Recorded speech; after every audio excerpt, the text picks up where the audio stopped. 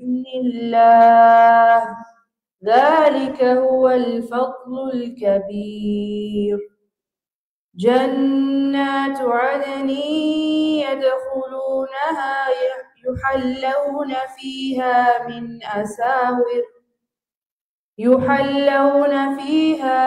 أساور من ذهب ولؤلؤا ولباسهم فيها حرير. وقالوا الحمد لله الذي أذهب عنا الحزن إن ربنا لغفور شكور. الذي أحلنا دار المقامة من فضله لا يمسنا فيها نصب ولا يمسنا فيها لغوب. والذين كفروا لهم نار جهنم لا يقضى عليهم فيموتوا ولا يخفف عنهم من عذابها كذلك نجزي كل كفور.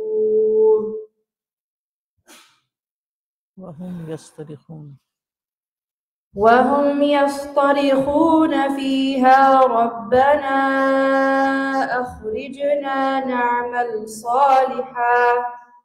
نعمل صالحا غير الذي كنا نعمل أولم نعمركم ما يتذكر فيه من تذكر وجاءكم النذير فذوقوا فما للظالمين من نصير. إن الله عالم غيب السماوات والأرض إنه عليم بذات الصدور.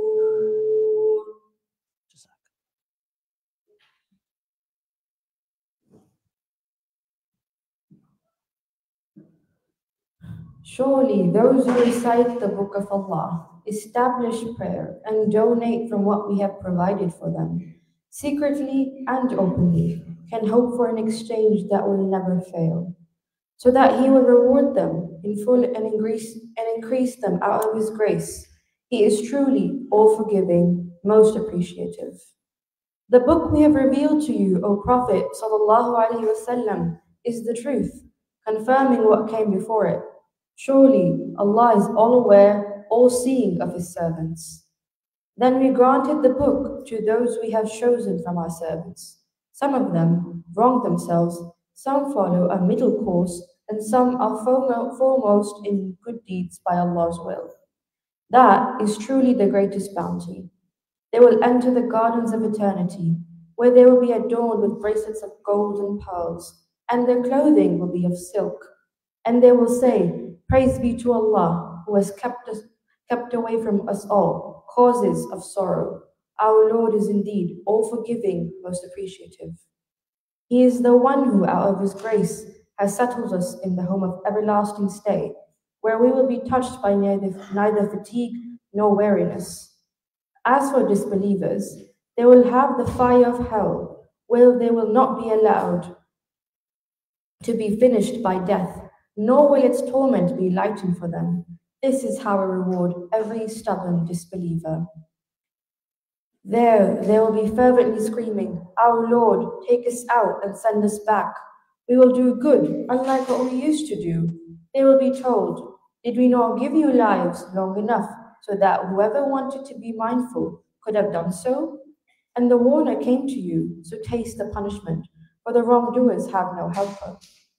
Indeed, Allah is the knower of the unseen, of the heavens and the earth. He surely knows best what is hidden in the heart.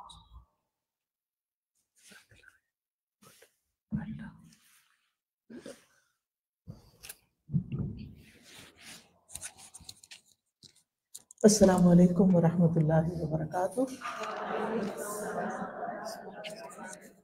کیا حال ہے سب کا؟ الحمدللہ. انشاءاللہ آج ہم قرآن مجید کا کچھ حصہ اکٹھے پڑھیں گے. تو ہم شروع کرتے ہیں. آیات کی تلاوت آپ نے سنی، ان کا انگلش میں ترجمہ بھی سنا. کتنے لوگ ایسے ہیں کہ جن کو اردو سمجھ نہیں آتی پوری طرح؟ الحمدللہ تھوڑا بہت سب کو آتی. ویل ڈن مدرس، بچوں کو اپنی زبان سکھائیے، کیونکہ جو بچے اپنے ماں باپ کی زبان نہیں سیکھتے پھر وہ ماں باپ سے بھی کٹ جاتے ہیں اور بڑوں سے تو ویسے ہی الگ ہو جاتے ہیں.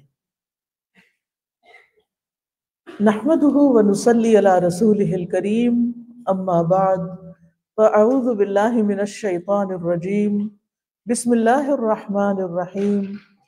رب اشرح لی صدری ویسر لی امری واحلل عقدۃ من لسانی یفقہوا قولی. ابھی جو آیات آپ کے سامنے پڑھی گئی ہیں یہ سورۃ فاطر کی آیات ہیں. سورۃ فاطر آیت نمبر 29 سے آنورڈ. ارشاد باری تعالیٰ ہے، ان الذین یتلون کتاب اللہ، یقیناً وہ لوگ جو اللہ کی کتاب کی تلاوت کرتے ہیں. بے شک وہ لوگ جو اللہ کی کتاب پڑھتے ہیں. تلاوت کا ایک مطلب تو ریسیٹیشن ہوتا ہے، جیسے پڑھنا، تلاوت کرنا. لیکن عربی زبان میں تلا یتلو تلون کا مطلب ہوتا ہے پیچھے پیچھے آنا. مثلا عربی میں کہتے ہیں جاء زید یتلوہ خالد، زید آیا اس کے پیچھے پیچھے خالد بھی آ گیا. تو تلاوت اس ریڈنگ کو کہتے ہیں جس میں معنی کو سمجھا جائے، یہ پتا چلے کہ یہ آیت کیا کہتی ہے. نہیں، آیت کے پیچھے پیچھے جائے، آیت کو فالو کریں. یعنی صرف پڑھے ہی نہیں، صرف عربی نہیں جانے، بلکہ یہ بھی جانے کہ اس کا مطلب کیا ہے. ایک مسلمان ہونے کی حیثیت سے ہم سب قرآن مجید پر ایمان رکھتے ہیں. دیکھیے کوئی ویڈیو بنا رہا ہے پیچھے سے، پلیز اسے ڈیلیٹ کیجئے. کسی کی بھی تصویر ویڈیو اجازت کے بغیر نہیں بن سکتی. کائنڈلی اس کو ڈیلیٹ میں سے بھی ڈیلیٹ کر دیجئے، کیونکہ میں پردہ کرتی ہوں، غلطی سے بھی کہیں نہ چلی جائے. کائنڈلی ڈیلیٹ کیجئے.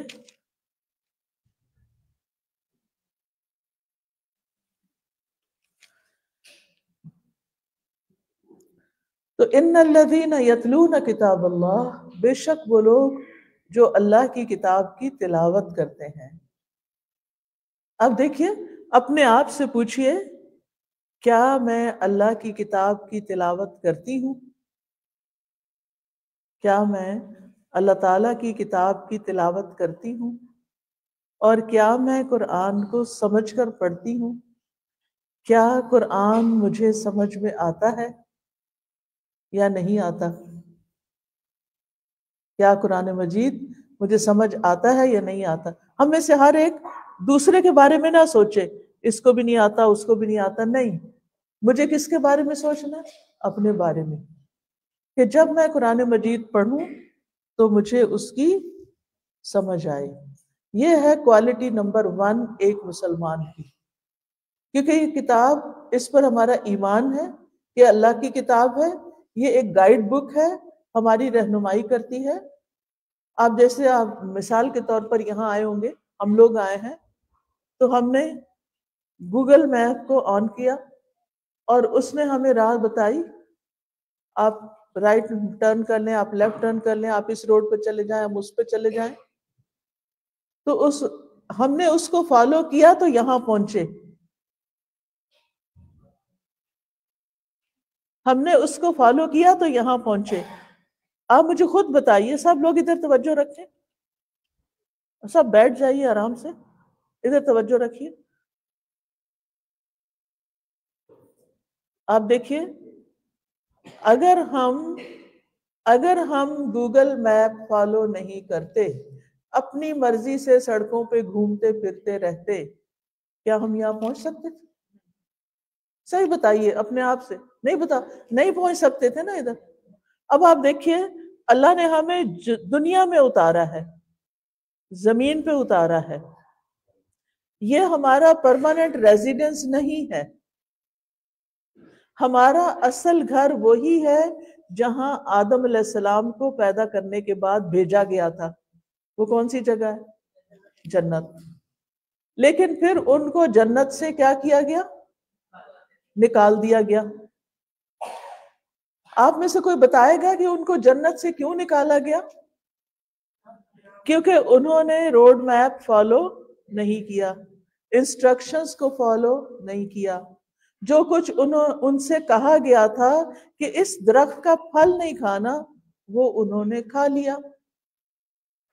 ٹھیک ہے نا؟ تو پھر کیا ہوا؟ اللہ تعالیٰ نے انہوں نے معافی بھی مانگی، لیکن اللہ سبحانہ تعالیٰ نے کیا کہا کہ اب زمین پہ جاؤ، فَإِمَّا يَأْتِيَنَّكُم مِّنِّي هُدًى فَمَن تَبِعَ هُدَايَ فَلَا خَوْفٌ عَلَيْهِمْ وَلَا هُمْ يَحْزَنُونَ. پھر اگر تمہارے پاس میری طرف سے کوئی ہدایت آئے تو جو میری ہدایت کی پیروی کرے گا اس پر نہ کوئی خوف ہوگا اور نہ ہی وہ غمگین ہوں گے. یعنی وہ پھر اچھا دنیا میں خوف اور غم سے نجات نہیں ہو سکتی. ہم بڑے امن سے گھر میں بیٹھے ہوتے ہیں، اتنے میں کوئی زور کی آواز آتی ہے، کیا ہوتا ہے؟ دل ڈر جاتا ہے. اور تو اور آپ نے کھڑکی کھولی ہوئی ہے اور ایک واسپ اندر آ گئی تو کیا ہو گیا؟ پھر ڈر لگ گیا کہ میرے اوپر ہی نہ آ کے بیٹھ جائے کہیں. ہمارے اندر تو ہنی بنانے والی کوئی چیز نہیں، ہم تو آلریڈی بڑے کڑوے لوگ ہیں، چھوٹی چھوٹی باتوں پر اتنا غصہ کر جاتے ہیں. لیکن خوف، اس دنیا میں آپ چاہے کسی قلعے کے اندر چلے جائیں نا تو بھی آپ کا خوف نہیں ختم ہو سکتا. اور ہماری زندگی میں جتنے بھی حادثے پیش آتے رہتے ہیں چھوٹے یا بڑے، وہ ہمارے لیے غم کا باعث بن جاتے ہیں. طرح طرح کے غم لگے ہوئے ہیں. کبھی ماں باپ کا غم ہے، کبھی اولاد کا غم ہے، کبھی بہن بھائیوں کا، رشتہ داروں کا، کبھی کسی اور کا. کوئی نہ کوئی غم ہمیں ستاتا رہتا ہے. ان دونوں چیزوں سے نجات کہاں ملے گی؟ دنیا میں کوئی ہے جگہ؟ آپ سال میں 20 دفعہ ہالیڈیز پہ چلے جائیں، آپ غم سے نکل نہیں سکتے. کیونکہ دنیا غم سے نکلنے کی جگہ نہیں ہے، صرف غم بھلانے کے طریقے ہم نے سوچے میں. عام طور پر کیا ہوتا ہے؟ غم بھلانے کے طریقے کیا ہیں؟ یعنی اپنے گھر میں رہتے ہیں تو ہم بور ہوتے ہیں، چلو کسی کو کال کر لیں، چلو کوئی ویڈیو پہ کال کر لیتے ہیں، بیک ہوم کال کر لیتے ہیں، چلو پارک میں چلتے ہیں، واک کرتے ہیں، چلو ہالیڈیز پہ چلے جاتے ہیں، چلو کوئی کسی اچھے ریسٹورینٹ میں چلے جاتے ہیں. لوگوں نے غم بھلانے کے یہی طریقے اختیار کر رکھے ہیں. ایسا ہی ہے نا؟ لیکن کیا اس سے غم کا علاج ہو جاتا ہے؟ وہ مائنس ہو جاتا ہے ہماری لائف سے؟ وہ پریشانیاں ختم ہو جاتی ہیں؟ نہیں، وہ اپنی جگہ ہی رہتی ہیں. کیونکہ یہ زندگی، یہ دنیا امتحان کے لیے بنی ہے. امتحان کس چیز کا ہے؟ کہ جب تم پر کوئی غم آئے، خوف آئے، پریشانی آئے، دکھ آئے، تکلیف آئے تو دیکھا جائے کہ تم بہیو کس طرح کرتے ہو، تم لوگوں کے ساتھ معاملہ کیسے کرتے ہو، تم لوگوں کے ساتھ پیش کیسے آتے ہو، تم اپنے والدین کے ساتھ کیا سلوک کرتے ہو. یہ ہمارا ٹیسٹ ہے. والدین کائنڈ ہوتے ہیں لیکن آلویز کائنڈ نہیں ہوتے. ہمیں ان سے بھی شکایتیں ہوتی ہیں، ہمیں اپنے اسپاؤس سے شکایتیں ہوتی ہیں، ہمیں اپنے بچوں سے شکایتیں ہوتی ہیں. اب ان ساری شکایتوں کے باوجود ہمیں کرنا کیا ہے؟ ہمیں کام ڈاؤن ہونا ہے، ہمیں اچھا اخلاق اختیار کرنا ہے، ہمیں اچھے سے بیہیو کرنا ہے. جس کسی شخص کے ساتھ بھی ہمارا کوئی اختلاف ہو جائے، کوئی بھی اختلاف ہو جائے تو ہمیں کس طرح بیہیو کرنا ہے، یہ دیکھا جا رہا ہے. یہ ہمارا امتحان ہے، یہ ہمارا ٹیسٹ ہے. ٹھیک ہے کہ ہم اس موقع پر کرتے کیا ہیں. جو اس موقع پر وہ رویہ اختیار کرے گا جو اللہ تعالیٰ چاہتا ہے وہ کامیاب ہوتا جائے گا، اس ٹیسٹ میں پاس، اس میں پاس، اس میں پاس. اینڈ آف دا ڈے ساری کیلکولیشن ہو جائے گی کتنے پاس کیے کتنے فیل کیے. اگر زیادہ پاس کر گئے تو پاس ہی پاس، اور اگر نہیں پاس کیے تو پھر پکڑ ہوگی. اللہ تعالیٰ ہم سب کو اس سے بچا کے رکھے. تو بات یہ ہو رہی تھی کہ ہمارے لیے لازم ہے کہ ہم کیا کریں، اس میپ کو فالو کریں جو اس کتاب میں ہمیں دیا گیا ہے کہ کہاں جانا ہے، کیا کرنا ہے، کیا نہیں کرنا، کہاں رائٹ لینا ہے، کہاں لیفٹ لینا ہے، کہاں اپ ہل جانا ہے، کہاں ڈاؤن ہل جانا ہے، کہاں کیا کرنا ہے. ہر وقت ہم سے یہ دیکھا جا رہا ہے کہ ہم کرتے کیا ہیں. اگر کرسیاں کم ہیں تو یہ 2 کرسیاں بھی خالی ہیں، یہاں سے لے لیجئے تاکہ آنے والی بہنوں کو پریشانی نہ. کپڑا بچھا دیں کوئی بات نہیں، بس قرآن سنتے رہیں، ہاتھوں سے کام کرتے رہیں، ٹھیک ہے، آپس میں باتیں نہ کریں. یہ کہا ہے یہ بھی اٹھا لیں، یہ بھی اٹھا لیں، تاکہ بیٹھنے والے نیچے بھی ہارڈ ہے نا، بس پرابلم نہیں ہو. آپ اپنی جگہ بیٹھے رہو، انتظامیہ ٹھیک کافی ہے. آپ سب اٹھ کے مدد کرنے لگے تو میں کس لیے بیٹھی ہوں یہاں پہ. اچھی بات ہے مدد کرنا، لیکن ہر وقت نہیں. اچھا جناب، تو بات میں یہ کر رہی تھی کہ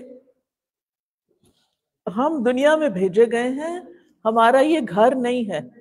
ادھر منہ کر لے، بس ادھر سے سائڈ سے ادھر منہ کر لے.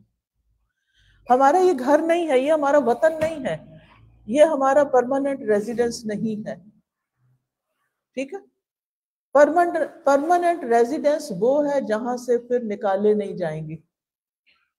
دنیا میں آپ دیکھیں کہ آپ 5 کیا 7 سٹار ہوٹل میں بھی جا کے رہیں، 2-4 دن مزے کر لیں، پھر کیا ہوتا ہے، سامان پیک کر کے وہاں سے جانا پڑتا ہے. وہ کتنا سیڈ مومنٹ ہوتا ہے. پھر لیو کرنا پڑتا ہے. You have to leave all the time. کبھی کچھ لیو کریں، کبھی کچھ کبھی کچھ. لیکن جنت میں ایسا نہیں ہوگا. جنت میں آپ ہمیشہ خالدین فیہا ابدا، وہاں وہ ہمیشہ رہنے والے ہیں، ہمیشہ ہمیشہ، تاکید کے ساتھ بتایا گیا. اور اس کا یہ بھی مطلب نہیں کہ کسی ایک ہی گھر میں ڈال دیے جائیں گے اور ادھر ہی ان کو رہ کے جیل خانہ بنا دیا جائے گا. ایسا نہیں ہوگا. وہ اس جنت کی وسعت سورۃ آل عمران میں آتا ہے ارضھا السماوات والارض، اس کی وسعت آسمانوں اور زمین برابر ہے. آج جب یہاں سے باہر نکلیں گے نا، ذرا آسمان کو دیکھیے گا، ایک اینڈ سے دوسرے اینڈ تک ایک ایک بندے کی اتنی بڑی بڑی جاگیر ہوگی کہ جو کہیں ختم ہونے کو نظر ہی نہیں آئے گی. اتنا کچھ ایکسپلور کرنے کو ہوگا، اتنا کچھ. ساری زمین جتنا کسی کا گھر ہو سوچئے تو کتنا بڑا گھر ہوگا، اور اس میں کتنی ورائٹی ہوگی. اور اس میں یعنی صرف ایک ببول کا جو درخت ہوگا، اس کے ایک کانٹے کے اندر جو فروٹ ہوگا، جو اس میں سے کھانے کو نکلے گا، وہ 70 رنگ ہوں گے اس کے. کس کس چیز سے آپ کتنا انجوائے کرنے کو ہوگا. آپ ایک چیز کو کریں گے، اس سے بور ہو گئے، دوسری کو کریں گے، پھر آپ کا دل نہیں چاہے گا کہیں جانے کو، آپ خود طلب کریں گے. وَلَكُمْ فِيهَا مَا تَدَّعُونَ، تمہیں وہ سب ملے گا جو تم طلب کرو گے. وہ چیزیں خود بخود آنے لگیں گی. دنیا کو ہم نے جنت بنانے کی کوشش کی. آپ امیزون سے آرڈر کرتے ہیں، چیزیں آپ کے گھر پہنچ جاتی، پر آرڈر کرنا پڑتا ہے نا، یعنی اس میں محنت لگتی ہے اور پھر پیمنٹ کرنی پڑتی ہے، پھر وہ چیز پہنچتی ہے. وہاں نہ تو پیمنٹ کرنی پڑے گی کوئی، اور نہ ہی کوئی آپ کو سرچ کر کے پھر گھنٹہ لگا کے پھر اس میں سلیکشن کر کے، اور جب چیز آئے گی تو جو آپ نے سوچا ہوگا اس سے بالکل ہی اور ہوگی، اور پھر آپ اس کو ریٹرن کرنے کے چکر میں ہوں گے. اور پھر نہیں، ایسا کچھ نہیں. جو وَلَكُمْ فِيهَا مَا تَشْتَهِي أَنفُسُكُمْ، وہاں تمہارے لیے وہ سب کچھ ہے جو تمہارے دل خواہش کریں گے، یہ مجھے ملے، یہ ملے. یعنی اب آپ دیکھیں کہ دنیا میں ایک چیز کو پا کے ہم بور ہو جاتے ہیں، پر گزارا کرنا پڑتا ہے، چاہے بور ہو رہے ہیں یا نہیں، آپ کو اسی میں رہنا پڑتا ہے. ایک مکان بڑی مشکل سے بنتا ہے، اس میں رہتے ہیں تھک جاتے ہیں اس میں رہ کے، لیکن دل چاہتا ہے یہاں سے موو کر جائیں، مگر کہاں جائیں، کوئی اور آپشن ہی نہیں، ادھر ہی رہنا.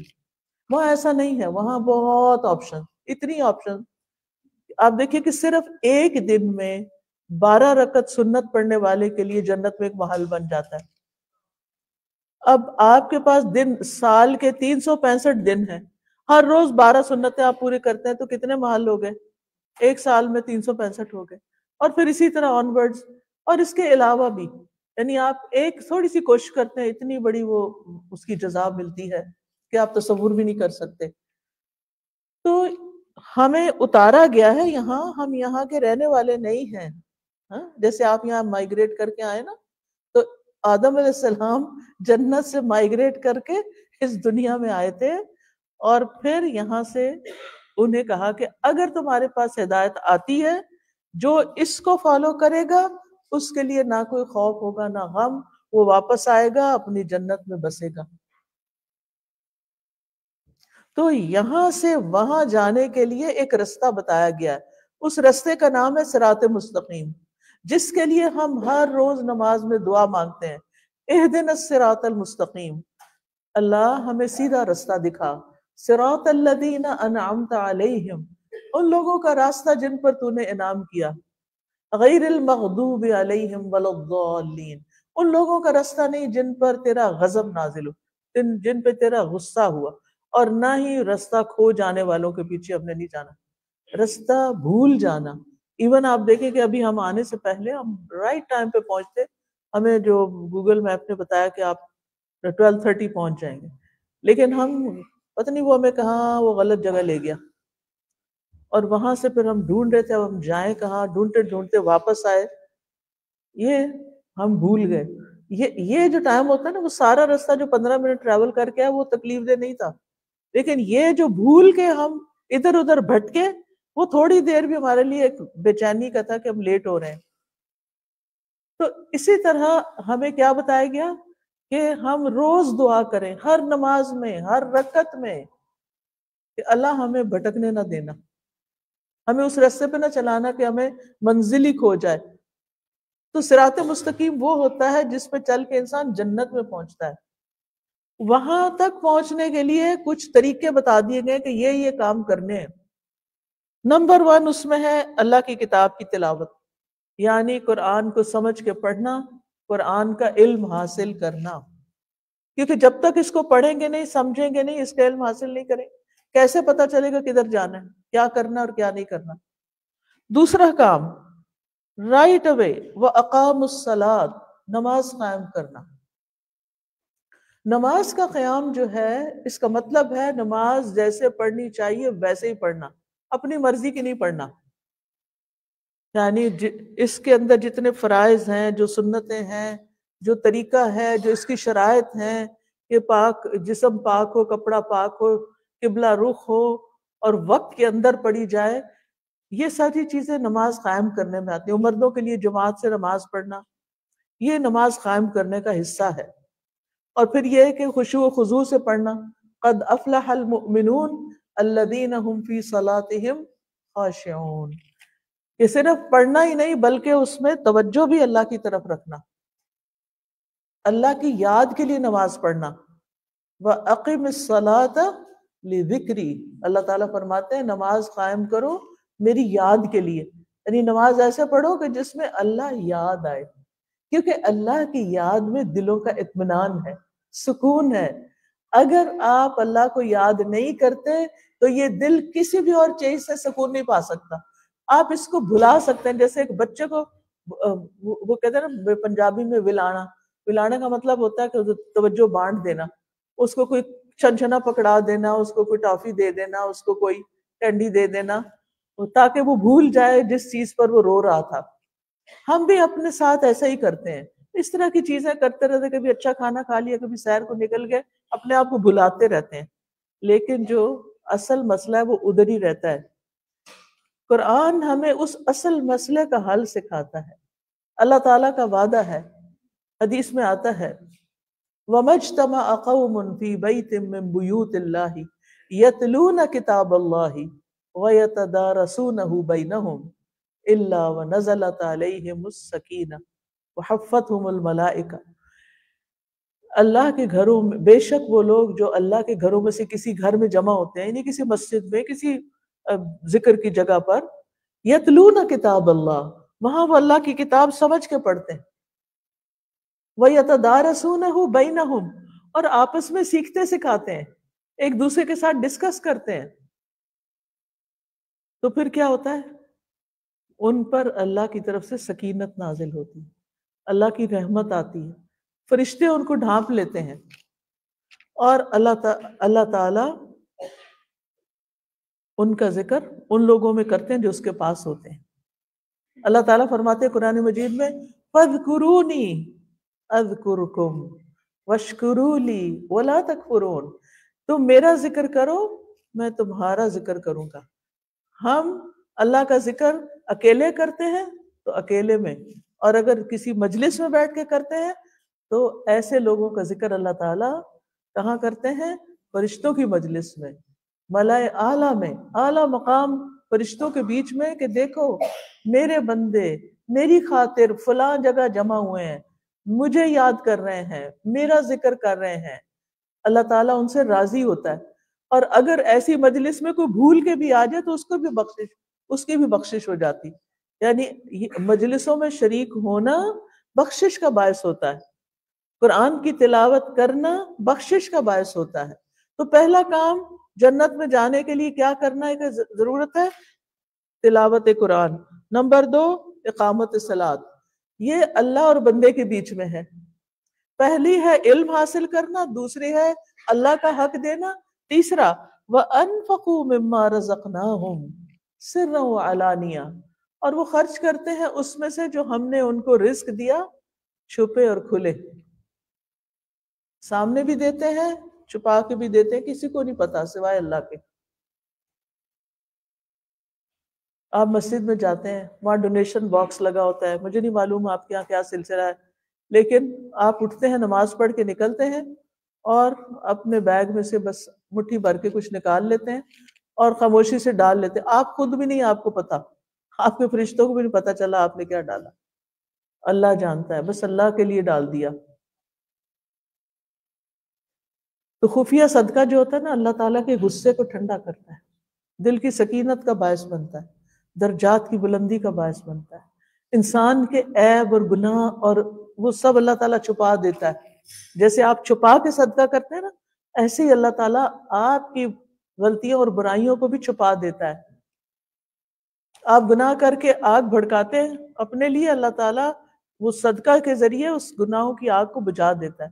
تو سر یعنی خفیہ، اس کی فضیلت زیادہ ہے، لیکن اس کا یہ مطلب نہیں کہ ہمیشہ چھپا کے دیتے، کبھی بتا کے بھی دیتے ہیں تاکہ جو سننے والا ہے اس کو یاد آ جائے کہ اس نے بھی کچھ کرنا ہے، اور وہ اگر اس سے انسپائر ہو کے کچھ کرتا ہے تو اس کو بھی اس کا ثواب مل جائے گا۔ تو دونوں کے اپنے اپنے فائدے ہیں۔ اب یہ ہے خرچ کرنا، کیا بندوں کا حق دینا، بندوں پہ خرچ کرنا، مسکینوں پہ خرچ کرنا، یتیموں پہ خرچ کرنا، لیکن صرف یتیم مسکین نہیں، سب سے پہلے والدین پہ خرچ کرنا۔ یسألونک ماذا ینفقون، یہ آپ سے سوال کرتے ہیں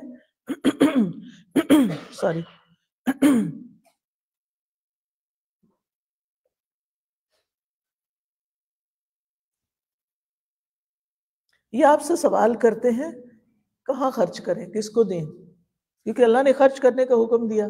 یہاں بھی سورۃ البقرہ کے پہلے صفحے پر پہلی آیتوں میں یہ ہمارے دین کا ایک حصہ ہے، ہمارے دین کا ایک شعار ہے کہ وہ ہمیں دینے والا بناتا ہے، لیکن کس کو دیں؟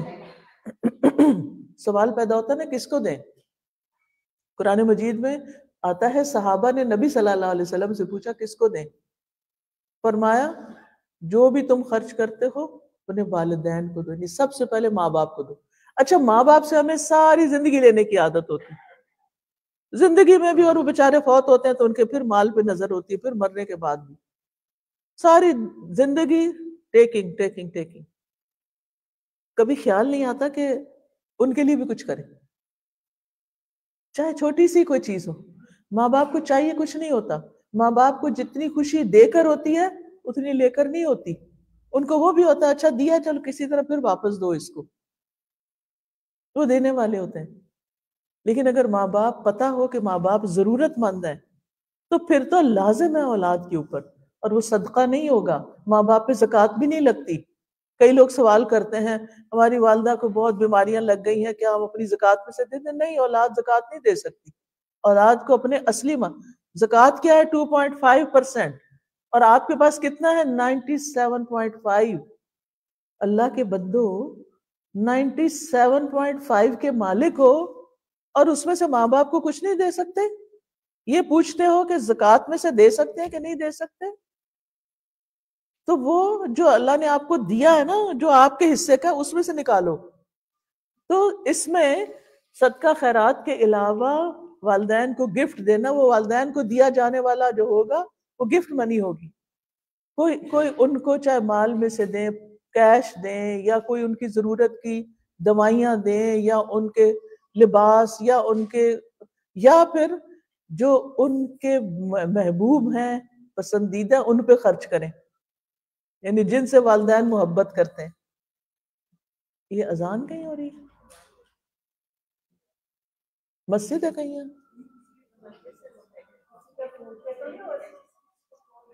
اچھا، فون ہے. فون کا تو ٹائم نہیں پتا ہوتا، ہم مسافر ہیں، کسی وقت فون بول پڑتا ہے. اچھا چلیے ہم کنٹینیو کرتے ہیں. میں نے سمجھا اگر مسجد ہے تو ہم روکیں گے.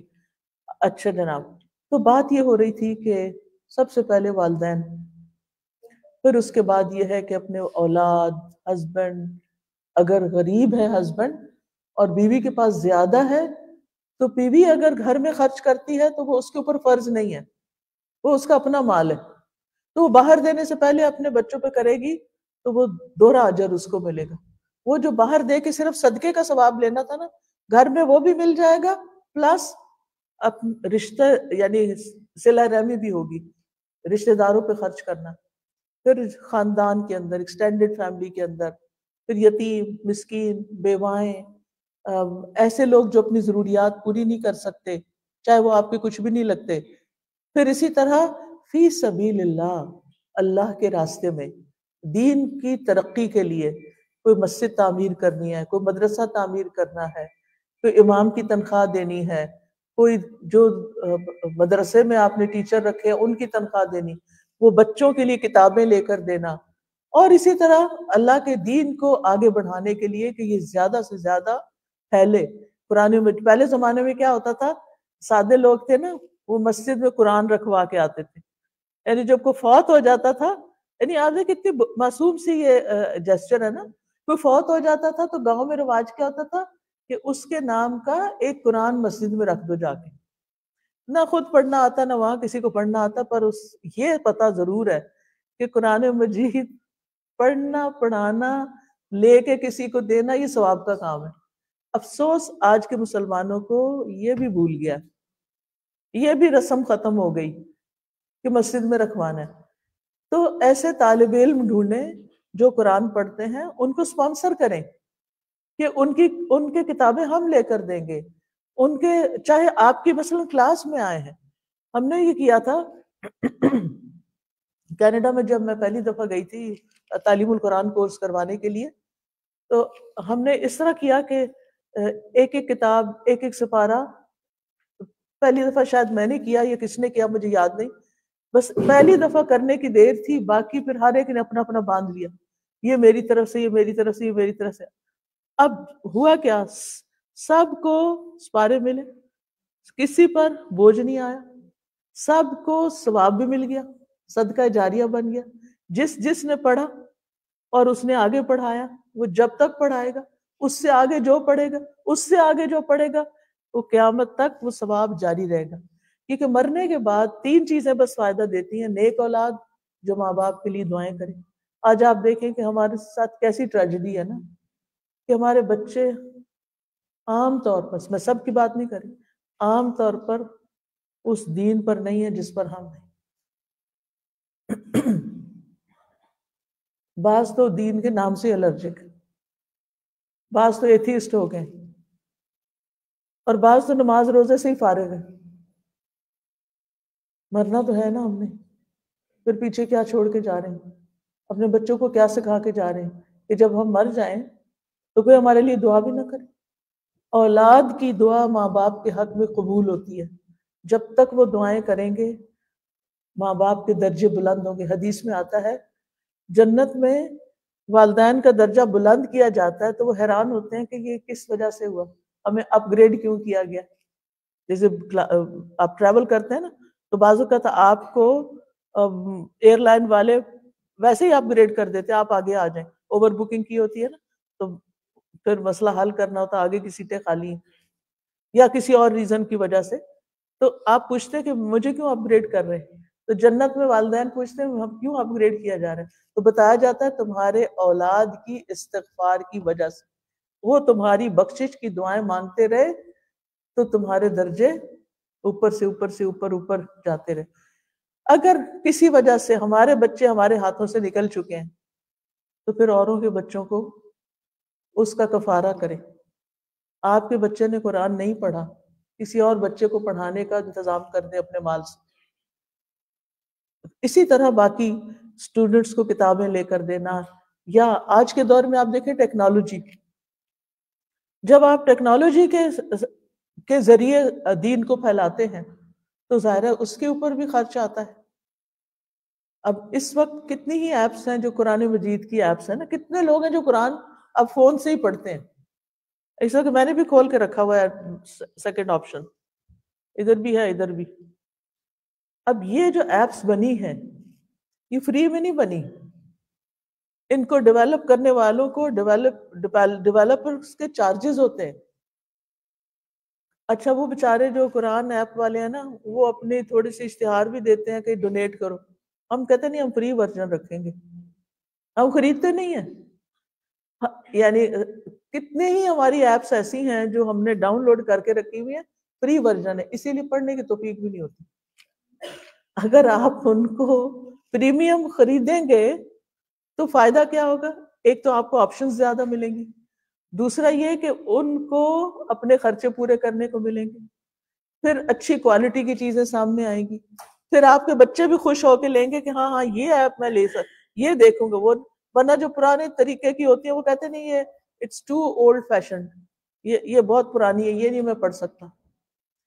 تو اب آپ سوچیں کہ اگر ایک قرآن مجید کی ایپ بنی ہے اور اس کو 1000 لوگ اس میں سے تلاوت کرتے ہیں یا اس میں سے حفظ کرتے ہیں یا کچھ، تو کتنا اجر آپ کا خاموش صدقہ جاریہ، آپ کو پتہ بھی نہیں کہ دنیا کے کس حصے میں وہ تسمانیہ میں بیٹھا کوئی شخص آپ کے پیسے لگے ہوئے پیسے سے کچھ قرآن پڑھ رہا ہے۔ تو جتنی بھی ایسے پلیٹ فارمز ہیں ان کو چاہے آپ نہیں جانتے لیکن آپ فائدہ اٹھا رہے ہیں، کچھ فائدہ پہنچا بھی دیں، ہر وقت فری پر نہ رہیں۔ کچھ ایک 5 پاؤنڈ اگر آپ نے دے دیے، اس میں عام طور پر اتنی چھوٹی موٹی ہوتی ہے، کیش کی آپشنز ہوتی ہیں، 5 دے دیں 10 دے دیں کوئی، اگر وہ 1000 لوگ صرف 5 پاؤنڈ دے دیں گے تو ان کے کتنے بن جائیں گے؟ 5000۔ وہ 5000 سے اگلے درجے کی ٹیکنالوجی لے کر آئیں گے۔ لیکن اگر آپ فری پر ہی رہے نا تو پھر کیا ہوگا؟ پھر وہ اتنا ہی دیں گے آپ کو جتنا آپ نے خرچ کیا، جتنا گڑ ڈالو گے اتنا ہی میٹھا۔ تو ہمارے اندر ایک کمیونٹی لیول پر، امت کے لیول پر وہ ایفرٹ نہیں کہ ہم مل جل کر اسلام کو ٹیکنالوجی کے تھرو اچھے سے پروموٹ کریں۔ اب اس میں آپ دیکھیے کہ جو بھی آرگنائزیشن ہوتی، مثلا الہدا ہے، اس کا قرآن فار آل ایپ ہے آپ کے پاس؟ کتنے لوگوں کے پاس ہے قرآن فار آل؟ ماشاءاللہ کافی لوگوں کے پاس ہے۔ تو اب آپ دیکھیے کہ آپ کا کیا خیال ہے، وہ فری بن گئی؟ نہیں نا، اب اس کو ہم ری ویمپ کرنے جا رہے ہیں، لیکن obviously اس کا جو وہ ہے ریونیو اس پہ جو چاہیے وہ کافی زیادہ ہے۔ اسی طرح اور بھی بہت ساری چیزیں ہیں، یہ تو ٹیکنالوجی کا ایک حصہ ہے۔ دنیا کہاں سے کہاں جا رہی ہے؟ آپ کو پتہ ہے کہ پورنوگرافی کی کتنی ویب سائٹس ہیں اور کتنے لوگ اس ایڈکشن میں مبتلا ہو کے کس مصیبت میں پڑے ہوئے، کتنے گھر اس کی وجہ سے اجڑ گئے۔ اور اس میں عام طور پر زیادہ تر مرد انوالو ہیں۔ ان کو جب اپنی بیویوں سے سیٹسفیکشن نہیں ہوتی یا بور ہو جاتے ہیں تو پھر وہ کیا دیکھتے رہتے ہیں۔ اور اگر اس کے ڈیموگرافک آپ دیکھیں تو آپ پریشان ہو جائیں کہ جتنا مسلم ممالک میں ایسی ویب سائٹس کو دیکھا جا رہا ہے شاید کہیں اور نہیں دیکھا جا رہا۔ افسوسناک حد تک. اور اس میں آپ دیکھیں جو ایک دفعہ مبتلا ہو جاتا ہے نا اس کو باقاعدہ تھراپی کے ذریعے ہی باہر نکال سکتے ہیں اس مصیبت سے. کیونکہ اتنا آسان ہو گیا ایسی بے حیائی کے اندر پڑنا. پہلے تو یہ ہوتا تھا خود چل کے کہیں جانا پڑتا تھا کسی فحش چیز کو دیکھنے کے لیے، اب گھر گھر ہر بندے کے ہاتھ میں ہے. تو آپ سوچئے کہ شر جو ہے اتنی تیزی سے پھیل رہا ہے جس سے ہر گھر متاثر ہو رہا ہے، اور خیر پھیلانے کے لیے ہمارے پاس کوئی سوچ ہی نہیں، کوئی پلاننگ ہی نہیں، کوئی طریقہ ہی نہیں. تو اس لیے اللہ کے راستے میں مال خرچ کرنا یہ انسان کے اپنے فائدے کے لیے ہے. فرمایا یرجون تجارتا لن تبور، یہ ایسی تجارت کی امید رکھتے ہیں جس میں ہرگز بھی نقصان نہیں ہوگا، ان کو کوئی گھاٹا ہونا ہی نہیں. یعنی اس میں کوئی لاس ہی نہیں. یرجون تجارتا لن تبور، ایسا بزنس ہے یہ جس میں نقصان ہے ہی نہیں. اگر آپ کو دنیا میں کوئی ایسا بزنس آفر کرے، اور میں تمہیں ایک ایسے بزنس میں انویسٹمنٹ کرنے کے لیے بتاتا ہوں کہ اس میں 100% پر شور گارنٹی ہے کہ جو لگاؤ گے اس میں صرف پروفٹ آئے گا، بتائیے کون پیچھے رہے گا؟ کوئی ایک بندہ ہو جو یہ کہے کہ میں نہیں انٹرسٹڈ. جو ہی ذرا پتا چلے گا 100% کیا 50% بھی تسلی ہو گئی نا، تو آپ کہیں گے کہ میرے بھی کچھ ڈال لو. اور کتنے ہی لوگوں نے اپنی زندگی بھر کی کمائیاں ایسے بزنسز میں لگائی کہ جہاں ان کو کچھ پروفٹ کی امید تھی لیکن خسارہ بھی ہوا. یہ 3 کام کرنے والے، یہ 3 عادتیں زندگی میں ڈال لینے والے کبھی بھی نقصان کا شکار نہیں ہوں گے، کبھی لاس میں نہیں جائیں گے. پہلا کام اللہ کی کتاب کو سمجھ کے پڑھنا.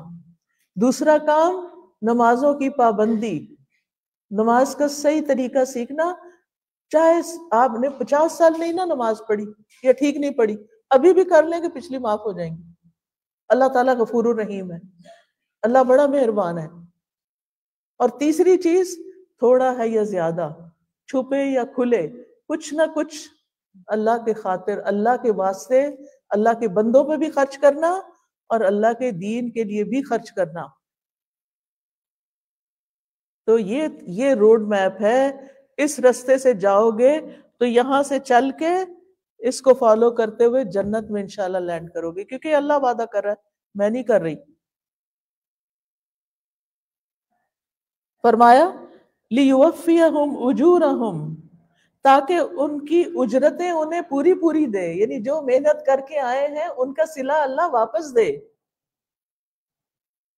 وَيَزِيدَهُم مِّن فَضْلِهِ، اور اپنے فضل سے اور زیادہ بھی دے. دنیا میں بہت کم لوگ ہوتے ہیں جن کی درجن 13 ہوتی ہے. سمجھ آئی میری بات؟ درجن 13. درجن میں کتنی آئٹمز ہوتے ہیں؟ ایک درجن 12. لیکن کچھ لوگوں کی درجن 13 ہوتی ہے. وہ کسی کے ساتھ معاملہ کرتے ہیں نا تو برابری کا نہیں کرتے. 12 ملے ہیں نا ان کو، انہوں نے 13 واپس کرنے ہیں. ایسے لوگ ہوتے ہیں دنیا میں، یہ محسنین ہوتے ہیں. اور واللہ یحب المحسنین، اور اللہ محسنین سے محبت کرتا ہے کہ یہ میرے بندے میری خاطر حق سے زیادہ دینے والے ہیں. ایسے لوگ مفت کی خوشیاں کماتے ہیں، تھوڑا سا بھی دے کے ایسی خوشی ان کو ملتی ہے کہ جس کا کوئی اندازہ ہی نہیں کر سکتا. تو اللہ سبحانہ تعالی اپنے فضل سے ان کو اور زیادہ دے گا، کیونکہ انہوں نے جو جتنا کر سکتے تھے اس سے بھی زیادہ کرنے کی کوشش کی. انہ غفور شکور، بے شک وہ بڑا بخشنے والا، بڑا ہی قدردان ہے. شکور کہتے ہیں قدردان کو، بڑی قدردانی کرتا ہے. دنیا میں انسانوں کے لیے آپ بعض اوقات اپنی جان گلا دیتے ہیں. آپ سب سے پہلے تو بچوں کو ہی دیکھیں، سب سے زیادہ ایک عورت کس پر محنت کرتی؟ کنسیو کرنے سے لے کے پیدا کرنے، دودھ پلانے، بڑا کرنے، شادی کرنے، اتنی تکلیف اٹھاتی ہے. لیکن بچے کیا کرتے ہیں پھر جواب میں؟ ان اپنی زندگی میں ایسے مست ہوتے ہیں کہ ان کے پاس ٹائم نہیں ہوتا آپ کو ایک میسج کرنے کا بھی.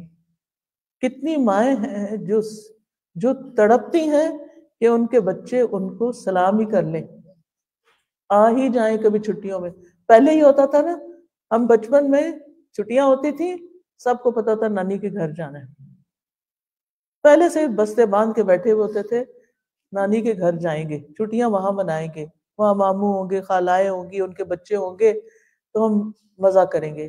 اچھا اب کیا ہے، بچے چھٹیاں ہوتی ہیں تو پہلے سے پلان بنایا ہوتا ہے کہاں جانے کا، نانی کے گھر جانے کا، نو وے، ہالیڈے جانے کا، ہالیڈے چلے نانی کو بھی ساتھ لے لے پھر تو ٹھیک ہے، رائٹ؟ لیکن اگر نانی کو گھر چھوڑ کے جا رہے ہیں تو پھر ٹھیک نہیں، ٹھیک ہے نا؟ تو مطلب ٹھیک ہے ہالیڈے پہ جانے میں کوئی بات نہیں کہ کبھی کبھار، لیکن اس کو ایک نارم نہ بنا لیا جائے اور رشتہ داروں کے پاس بھی ملاقات کے لیے جایا جائے۔ اب مسئلہ یہ ہے کہ گھر چھوٹے ہیں، 2 لوگ آ جائیں گھر میں تو مسئلہ کھڑا ہو جاتا ہے، لیکن بات یہ ہے کہ جن کے گھر بھی بڑے ہیں ان کے بھی دل چھوٹے ہیں نا، یہ مسئلہ ہو گیا ہے۔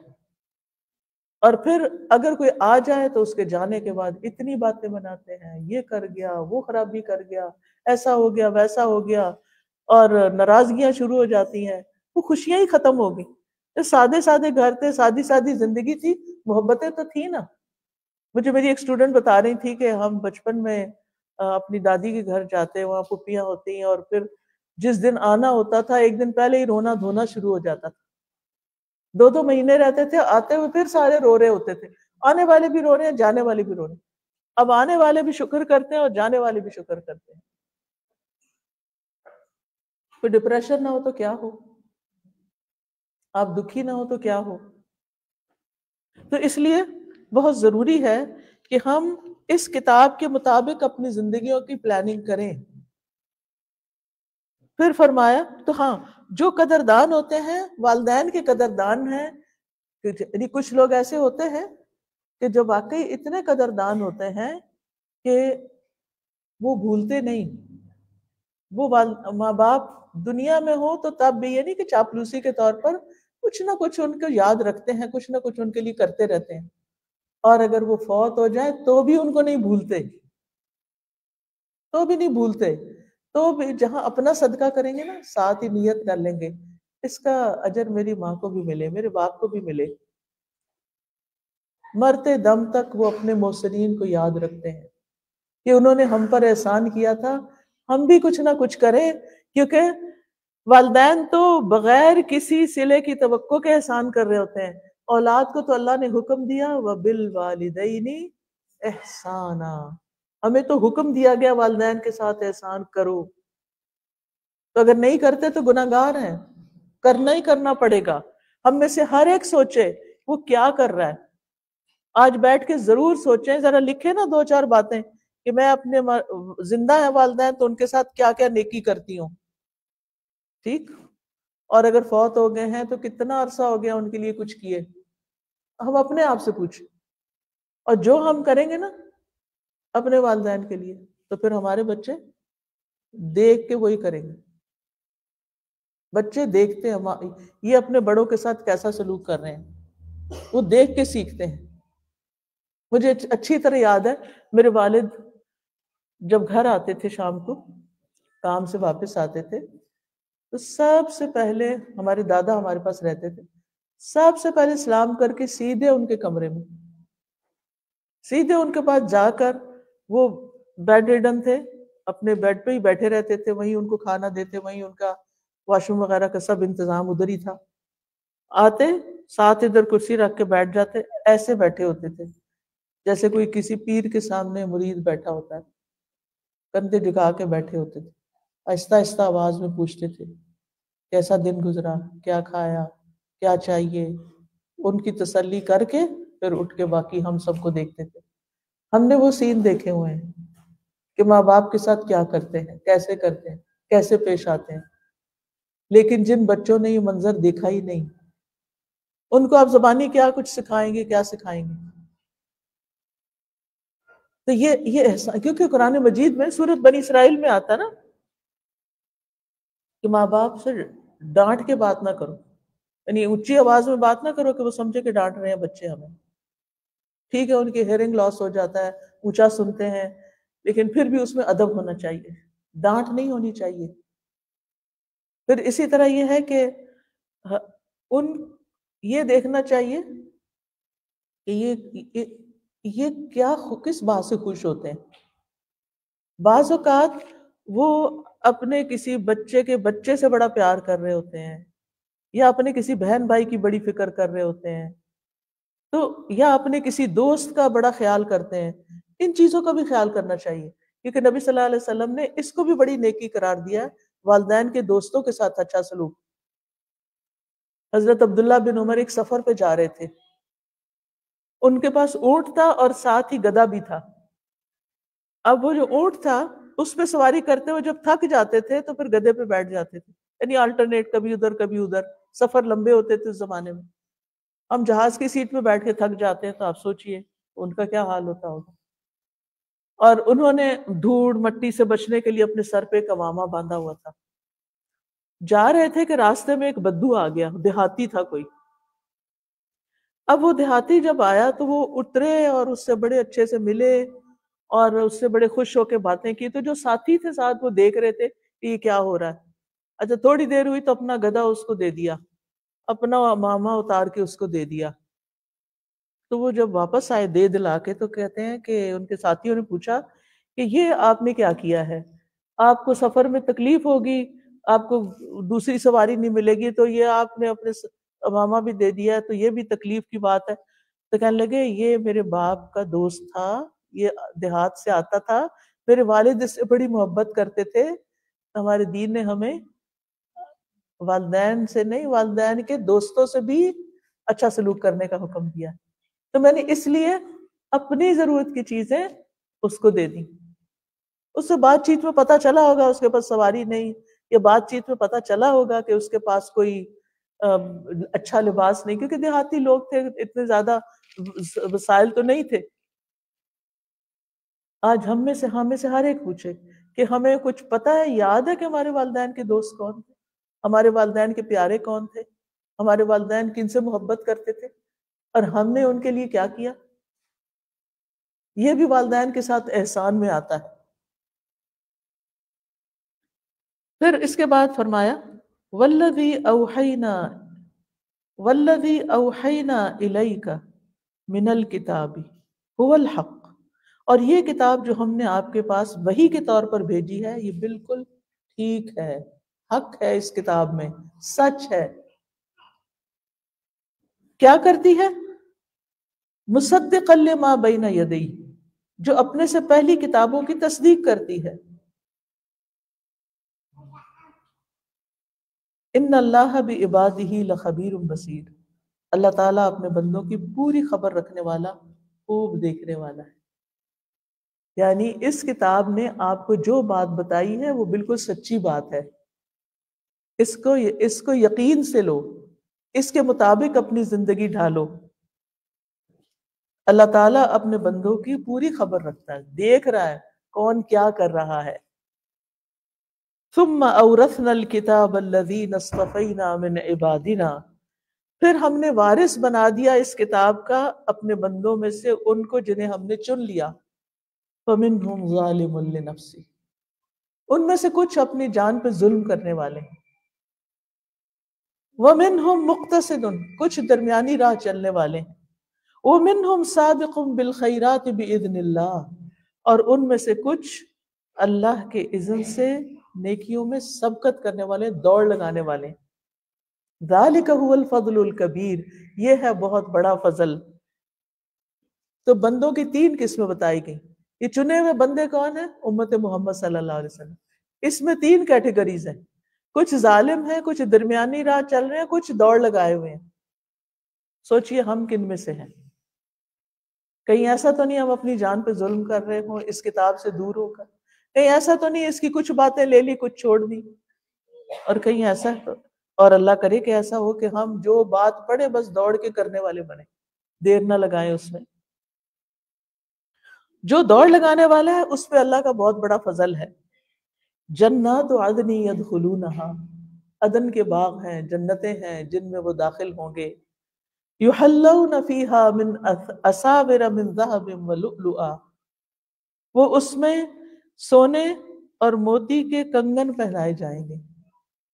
یعنی وہاں ان کا لباس وَلِبَاسُهُمْ فِيهَا حَرِيرٌ، لباس ریشم کا ہوگا، پیور ریشم، کیونکہ وہ جسم پر نرم ہوتا ہے، ملائم ہوتا ہے. اور آپ دیکھیے کہ یہ جو سونے کے کنگن اور اس پہ موتی لگے ہوئے اور جڑاؤ اور خوبصورت ڈیزائن، یہ ہم میں سے ہر ایک کی خواہش ہوتی، لیکن دنیا میں وہ پوری نہیں ہو سکتی. وہاں پر یہ ساری خواہشات پوری ہو جائیں گی. دنیا میں چیز مل بھی جائے تو گم ہونے کا ڈر، کوئی چرا نہ لے، کہیں کھو نہ جائے، کہیں گر نہ جائے. اور اگر نہ بھی گرے تو پھر جب ہم گر جائیں گے، ختم ہو جائیں گے، تو پھر کیا ہوگا؟ وہ پیاری چیزیں ہمارے ساتھ نہیں جائیں گی.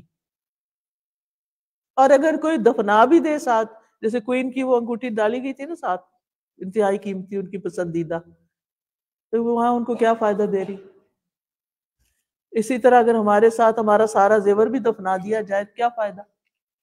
اللہ کے پاس بھیجنے سے تو آگے جا کے مل جائے گا، آپ نے ڈپازٹ کر دیا وہاں، آگے مل جائے گا.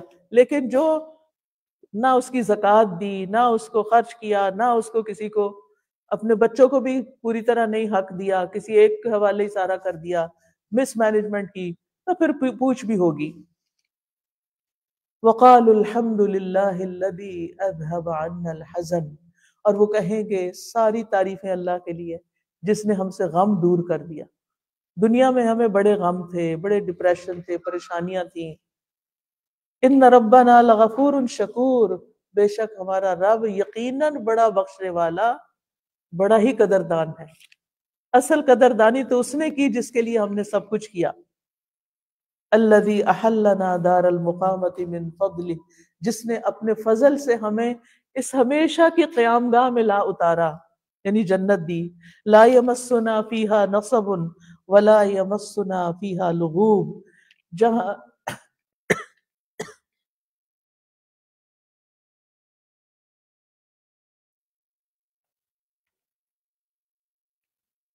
جہاں نہ ہمیں کوئی تکلیف پہنچے گی، نصب تھکاوٹ کو کہتے ہیں، اور نہ ہی ہمیں کوئی بوریت ہوگی. جنت ایسی جگہ ہے، لغوب کہتے ہیں خستگی، بوریت، بیزاری. جنت میں جا کے ایسی کوئی کیفیت نہیں. کچھ لوگ کہتے ہیں نا اچھا ہمیشہ رہنا تو پھر اکتا نہیں جائیں گے. نہیں، لا یبغون عنہا حولا، کیا آتی ہے وہ آیت؟ یعنی کہ خالدین فیہا لا یبغون عنہا حولا، وہاں سے وہ ٹلنا ہی نہیں چاہیں گے، کہیں نہیں جانا چاہیں گے.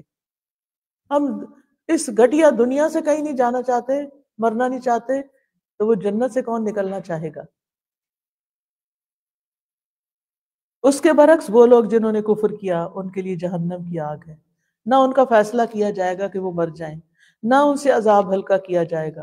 اسی طرح ہم ہر ناشکرے کو بدلہ دیں گے. وَهُمْ يَسْتَرِخُونَ فِيهَا، وہ اس میں چیخیں ماریں گے، ربنا اخرجنا، اللہ ہمیں یہاں سے نکال،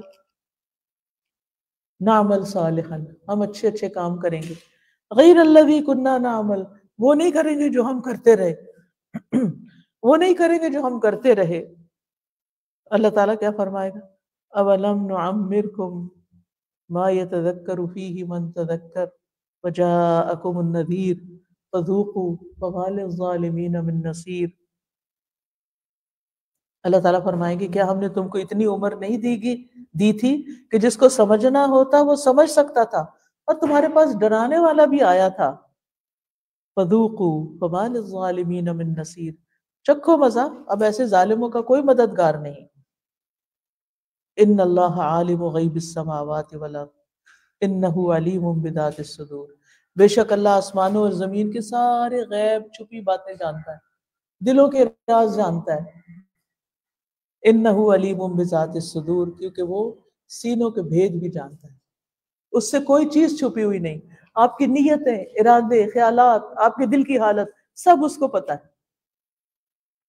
الا یعلم من خلق وهو اللطیف الخبیر، کیا وہ نہیں جانے گا جس نے پیدا کیا اور وہ باریک بین ہے، بڑا ہی باخبر ہے. تو اللہ تعالیٰ سے دعا ہے کہ اللہ تعالیٰ ہمیں قرآن مجید کو سیکھنے، اس پر عمل کرنے، نمازوں کی پابندی کرنے اور اللہ کے راستے میں دل کھول کے دینے کی توفیق عطا فرمائے. آپ سب کا بے حد شکریہ. اب آپ کی باری ہے، اگر آپ کے پاس کوئی بات ہے کرنے کو تو آپ کر لیجئے، تاکہ پھر ہم ٹائملی کیونکہ آج ہماری فلائٹ بھی ہے تو ہم ٹائملی جا سکیں. کوئی دعا دی گئی ہے ان کو؟ ہاں جی، ایک گفٹ ہے آپ سب کے لیے.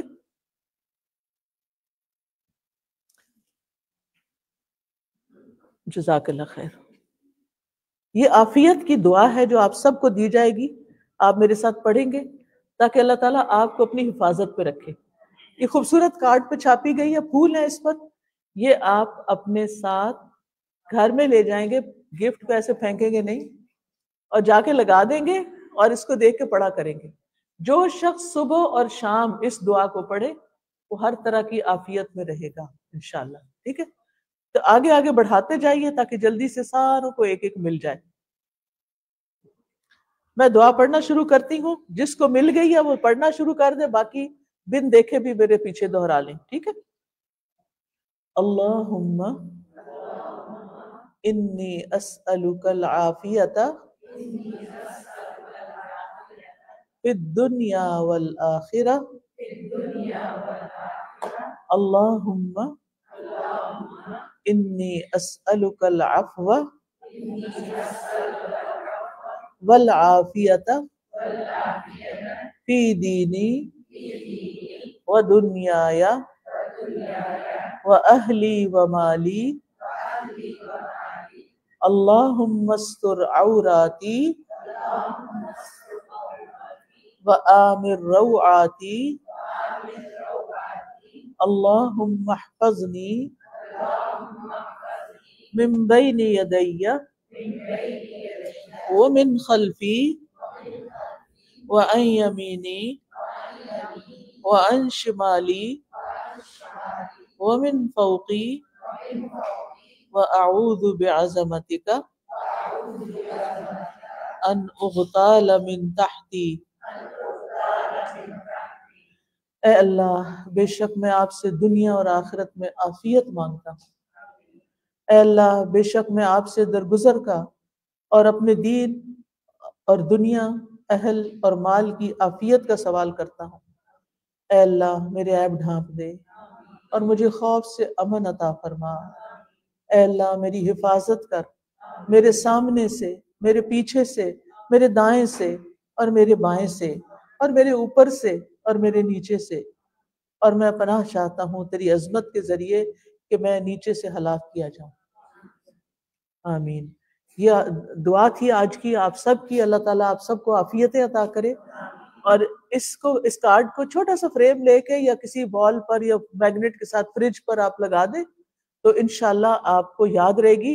ایسی اور بھی دعائیں ہم نے چھاپی ہوئی ہیں، اگر آپ کو چاہیے ہو تو اس کے پیچھے ایڈریس لکھا ہوا ہے نیچے، آپ آرڈر کر کے منگوا سکتے ہیں. جیسے کسی کی شادی ہے، سب کو گفٹ بانٹنے کے لیے، یا کوئی درس ہے یا پروگرام ہے، تو انشاءاللہ آپ کو یہ دعائیں مل جائیں گی. ٹھیک ہے. اب آپ کی باری ہے، کوئی بات آپ کرنا چاہیں تو موسٹ ویلکم. جی فریحہ، آپ بات کیجیے.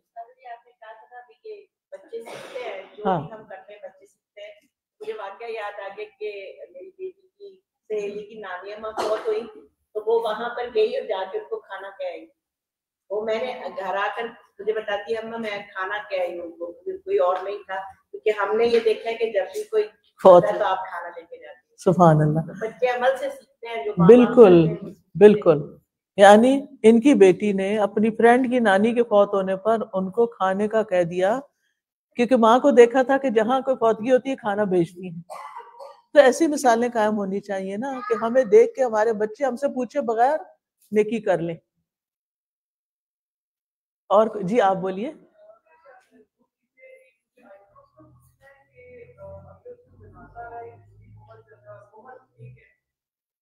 اگر یہ دو جڑی ہوئی ہیں تو بیچ میں سے صاف کر لیجیے. ٹھیک ہے، شیپ نہیں دے. ٹھیک ہے.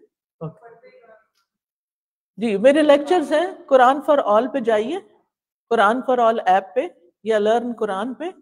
اس میں آپ اسارٹیڈ لیکچرز کی کیٹیگری میں آپ جائیں گے تو اس میں پردے پر بھی کیا حکم ہے قرآن کی آیتوں کے ساتھ حدیث کے ساتھ ایکسپلین کیا گیا. آپ وہ لیکچر سن لیجئے، پوری تفصیل آپ کو مل جائے گی. ٹھیک ہے. اور کوئی بات کرنا چاہے گا؟ جی آپ.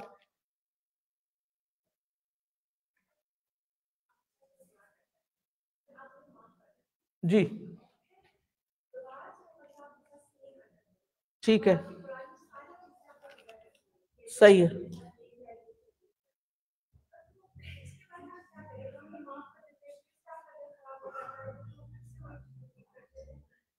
ان کو سمجھانا چاہیے، اگر خود نہیں سمجھا سکتے تو کسی اور کی مدد لینی چاہیے، اگر وہ بیمار ہیں ذہنی طور پہ ان کا علاج کرانا چاہیے، کیونکہ کوئی نارمل بندہ تو ایسے نہیں کرتا نا جس کو اللہ کا ڈر ہو. ان کو عادت ہے، ان کو پتہ نہیں چلتا تو ان کو بتانا بھی چاہیے، ٹھیک ہے نا. ان کو یہ نہیں کہ لڑائی کے بدلے میں لڑائی شروع کر دیں. معاف کرنے کی جہاں تک تعلق ہے تو آپ سے پوچھا گیا نبی صلی اللہ علیہ وسلم سے کہ اپنے نوکر کو دن میں کتنی دفعہ معاف کریں. آپ نے فرمایا 70 دفعہ. ٹھیک ہے، کیونکہ وہ ان کی سمجھ کم ہے، ان کی عقل کم ہے، سمجھ کم ہے، ان کو سمجھ ہی نہیں آتا وہ کیا کر رہے ہیں. وہ بار بار اریٹیٹ کر، جیسے بچے ہیں نا، آپ کے بچے ایک دفعہ آئیں گے چیخیں چلائیں گے، آپ ان کو سمجھائیں گے، پھر تھوڑی دیر بعد وہی لڑائی کر کے آ جائیں گے، پھر آ جائیں گے، پھر آ جائیں گے. کچھ لوگ ان کا دماغ گرو ہی نہیں کرتا، وہ میچور ہی نہیں ہوتے، وہ بڑے ہو کے بھی بس لڑنا ہی جانتے ہیں اور ایک دوسرے پہ تنقید کرنا جانتے ہیں. تو اس کی دو ہی طریقے ہیں، یا اگر آپ خود سمجھا سکتے ہیں سمجھا دیں، اگر کسی اور سے مدد لینی ہے وہ لے لیں، اور اس یعنی کہ چیزوں کو نارمل کرے. اور اگر آپ دیکھیں کہ وہ بندہ اتنا بیمار ہے اس کا علاج کرے، اور اگر وہ علاج نہیں کراتا تو پھر دیکھیں کہ کہاں کون سا ریلیشن اور کیسے ڈسکس کر سکتے ہیں. جزاک اللہ خیر. آگے نیکسٹ.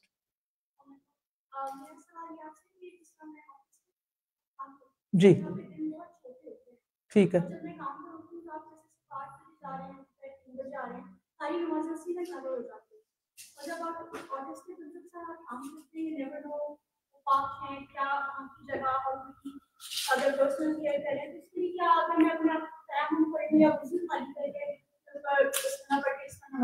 دیکھیں کہ آٹسٹک بچے ہیں، ان کو تو پتہ نہیں، وہ آپ ان کو صاف کریں، کیئر کر رہے ہیں تو کچھ نہ کچھ آپ کو لگ سکتا ہے. اگر آلٹرنیٹ کوئی ہے تو ٹھیک، اگر نہیں ہے پاسبل تو اس میں بھی آپ نماز پڑھ سکتے ہیں. ٹھیک ہے، اور وضو تو لازم ہے کرنا، اور کوشش کریں کہ ایک وضو سے ایک سے زیادہ نمازیں ادا ہو جائیں. فقہی سوالوں کے علاوہ اگر اور کوئی بات آپ پوچھنا چاہیں جو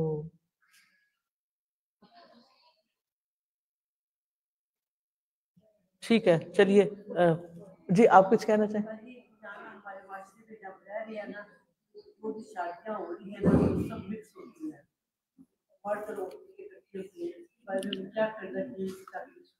یہ تو آپ لوگوں کو خود سوچنا چاہیے کہ اگر آپ نے زینت والے کپڑے پہن کے جانا ہے، میک اپ کرنا ہے، اور تو پھر ظاہر اللہ تعالیٰ نے منع کیا ہے کہ ایسے میں آپ مردوں کے سامنے نہ جائیں.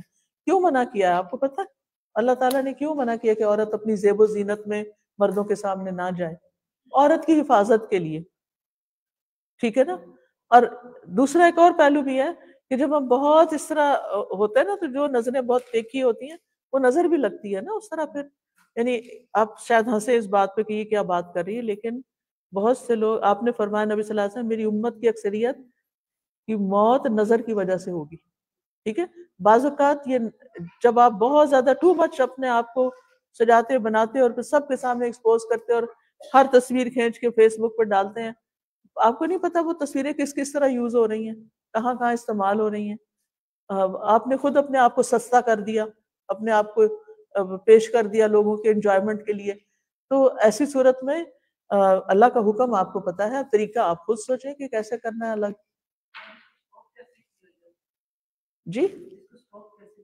جی آپ نے خود آپس میں بیٹھ کے مشورہ کرنا ہوگا نا کہ حل کیسے نکالیں جن کے ساتھ یعنی کہ. اور اگر آپ دیکھتے ہیں کہ کوئی ایسی جگہ تو ایکسکیوز کر لیں کہ دیکھیں، یا پھر یہ کہ آپ اپنے کبرڈ کر کے جائیں. سب سے پہلے تو میری امی نے آپ کو پاکستان سے اسلام ہدایت دی. وعلیکم السلام. تو ایک سسٹر نے کوسچن کیا ہوا ہے، اگر آپ کو آڈیو سنے ہو کہتی کہ لازمی آپ سکھائیں، تو اس لیے میں آپ کے سامنے یہ کرتی ہوں کا آنسر پیش کر دیں. دیکھیے اس وقت تو یہاں کے لوگوں کا حق ہے نا، آپ ایسا کریں اسلام آباد الہدا فون کریں، وہاں ہیلپ لائن. لیکن وہ آ نہیں سکتی.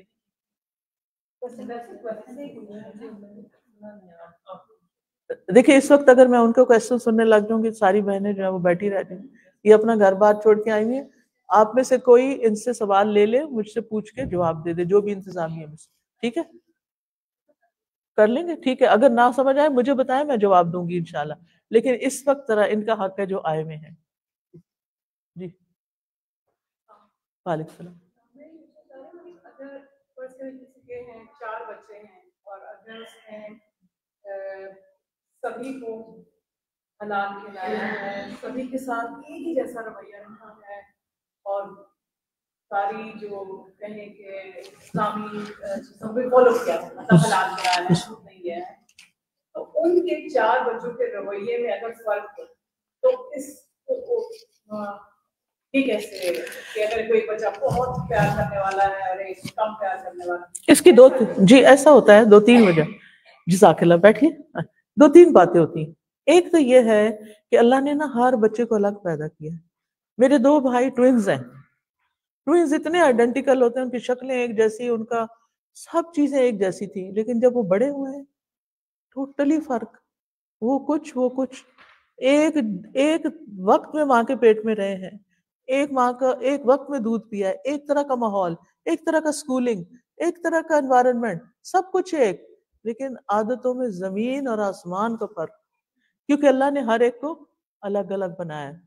کسی کو محبت کچھ لوگ ہوتے ہیں نا بہت لونگ اور کیئرنگ ہوتے ہیں، کچھ لوگ بڑے بے نیاز بے پرواہ سے ہوتے ہیں. بچوں میں بھی ایسا ہوتا ہے. تو پھر کچھ بچے خود پیار لے لیتے ہیں، آگے بڑھتے ہیں، کچھ نہیں کرتے. دوسری بات یہ دیکھنا چاہیے کس چیز نے ان کو انفلوئنس کیا، یعنی کس چیز سے انفلوئنس ہے. کیا ان کی کوئی یونیورسٹی میں جا کے ہوئے ہیں، کیا ان کے کسی رشتہ دار یا کسی دوست نے ان کو انفلوئنس کیا ہے. اور آج سب سے بڑی مشکل یہ ہے کہ یہ جو ہے نا فتنہ ہمارے ہاتھ میں، یہ گھر بیٹھے بھی آپ کے بچوں کو انفلوئنس کر رہا ہے. پھر وہ جو کچھ دیکھتے ہیں، اگر منفی نیگیٹو چیزیں دیکھتے ہیں تو بس ان کا دماغ ویسے ہی ہو جاتا ہے.